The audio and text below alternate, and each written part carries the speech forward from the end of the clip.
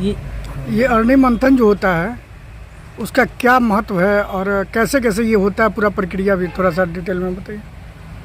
ये हमारी प्रक्रिया वैदिक काल से आ रही है, क्योंकि सबसे पुरानी हमारी संस्कृति है वैदिक संस्कृति।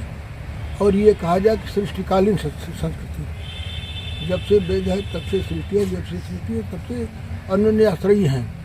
तो ये प्रकृति के द्वारा प्रकृति का तीसरी प्रकृति का निर्माण, माने इन पांचों के द्वारा ही पांचों का निर्माण हुआ है। आप देखें तो जैसे आकाश के द्वारा वायु का निर्माण, वायु के द्वारा अग्नि का निर्माण, अग्नि के द्वारा जल का निर्माण, जल के द्वारा पृथ्वी का निर्माण, ठीक है ना।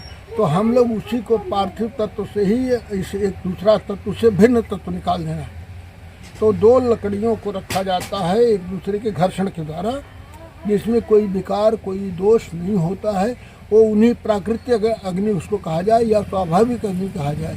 हम जो माचिस के द्वारा और लाइटर के द्वारा जो निकालते हैं यह प्राकृतिक है, जो कि फास्फोरस के द्वारा ही घर्षण करते हैं। तो वो फास्फोरस क्या होता है, हड्डी का कैल्शियम होता है जो अशुद्ध माना गया है। तो जग में शुद्ध अग्नि का उपयोग हो, इसलिए उसको निर्दोष, उसमें भी पीपल और समी की लकड़ी को उसका उत्तरारणी और अधरारणी, ऊपर वाले को उत्तरारणी कहा जाता है, नीचे वाले को अधरारणी कहा जाता है। उसके बीच में एक जो गुल्ला होता है वो उस पेड़ का होता है जिसमें जिस पीपल में नीम का वृक्ष पैदा होता है, उसी के लकड़ी से उसको घर्षण किया जाता है।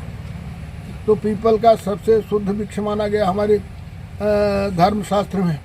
उस पीपल के द्वारा उत्पन्न जो नीम है उसका जो वो गुल्ला होता है उसको उसमें लगा करके, तो ये शुद्धता की विशेष इसमें व्यवस्था होती है।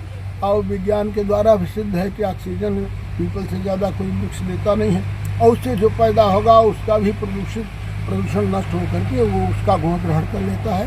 इसीलिए लकड़ी का प्रयोग होता है। तो कल कितने बजे है अरणि मंथन? कल 3 बजे से 4-5 बजे तक शाम में।